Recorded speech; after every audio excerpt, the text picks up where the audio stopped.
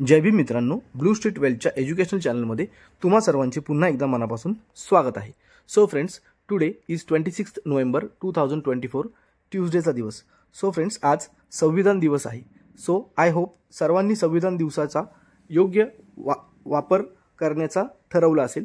जसं की काहीतरी नवीन संकल्प तयार करून काहीतरी नॉलेजेबल गोष्ट करण्यासाठी, स्टार्ट करण्यासाठी आणि नवीन गोष्ट अंगीकृत करण्यासाठी आजच्या दिवसाचा तुम्ही योग्य तो वापर केला पाहिजे.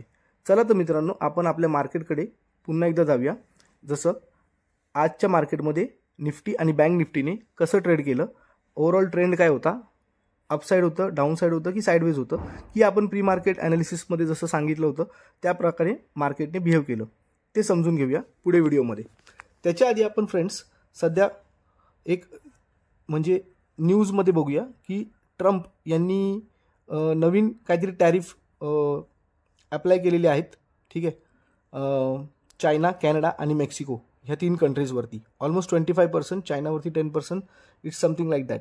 सो ही न्यूज सकाळीच आली होती, बट ऑलरेडी आपला pre market analysis video cover करून झाला होता. सो आपण आता ह्याला इंट्राडे ॲनालिसिस व्हिडिओमध्ये कव्हर करत आहोत त्या न्यूजला एलॅबोरेटली. ॲक्च्युली मी तरीसुद्धा मी टेलिग्राम चॅनलवरती अपडेट केलं होतं व्हिडिओ पोस्ट केल्यानंतरसुद्धा, बट स्टील. आणि हां, टेलिग्राम चॅनलची लिंक व्हिडिओच्या डिस्क्रिप्शन बॉक्समध्ये आहे.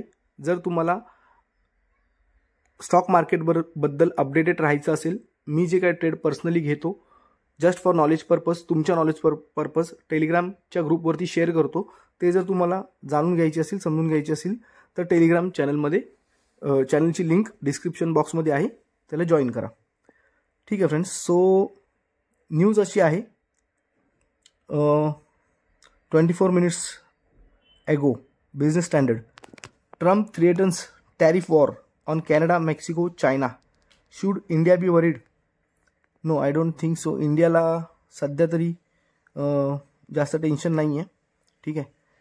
येस, हे बघा, इथे तुम्ही बघू शकत असाल the financial एक्सप्रेसमध्ये 25% on Canada and Mexico and additional 10% on China. So that means China is going to have total 35% of tariff.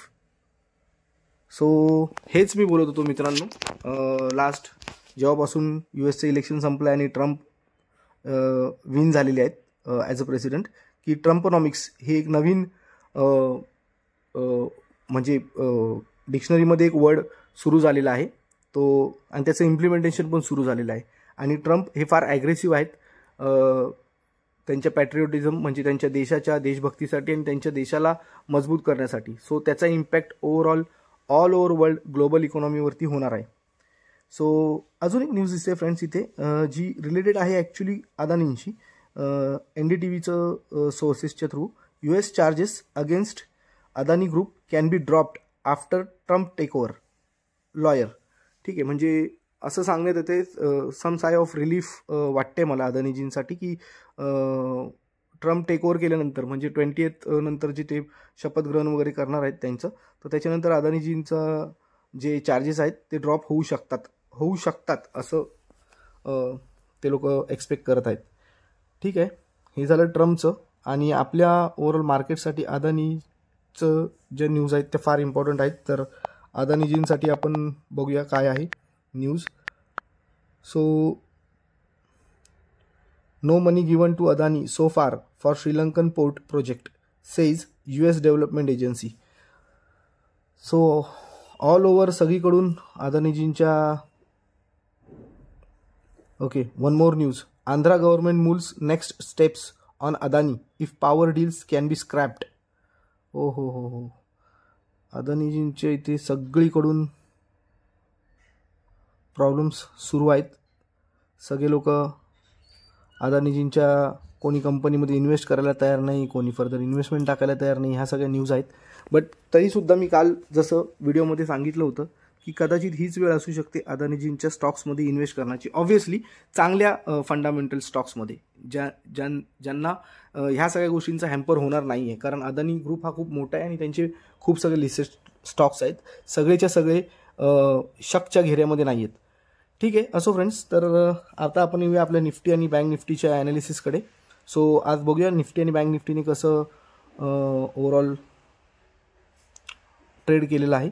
तर इथे तुम्ही बघू शकत असाल की कालच्या ज्या ट्रेंड लाईन्स आहेत सपोर्ट आणि रेजिस्टन्सच्या त्या जशाच्या तशाच ठेवलेल्या आहेत. आणि जर तुम्हाला आठवत असेल प्री मार्केट ॲनालिसिस व्हिडिओमध्ये मी तुम्हाला इथे ड्रॉ करून दाखवतो. मी असं दाखवलं होतं की वर जाऊन खाली येऊ शकतं.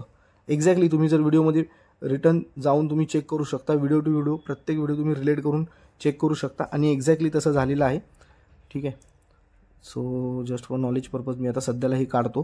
तुम्ही रेजिस्टन्स लाईन पण जर बघत असाल आपण 24,333 हा रेजिस्टन्स सांगितला होता. आणि जर आजची ओपनिंग कॅन्डल तुम्ही इथे कर्सरने बघू शकत असाल. ठीक आहे फ्रेंड्स. सो आजची ओपनिंग कॅन्डलच ही होती आणि 336चा हाय होता. आणि 336च्या हाय नंतर दिवसभर मार्केट त्याच्यानंतर खाली आलं आणि दिवसभर एका रेंजमध्ये होतं. ठीक आहे फ्रेंड्स. सो ऑलमोस्ट इथे तर तुम्ही बघू शकत असाल की फक्त आणि फक्त मी एका छोट्या म्हणजे बॉक्सच्या आतमध्ये बॉक्स असं तुम्हाला क्रिएट करून दाखवतो छोट्याशा ट्रेंड लाईनच्या थ्रू. हे बघा दिवसभर ऑलमोस्ट ह्या एवढ्याच रेंजमध्ये मार्केट होतं. लुक ॲट दिस. ठीक आहे.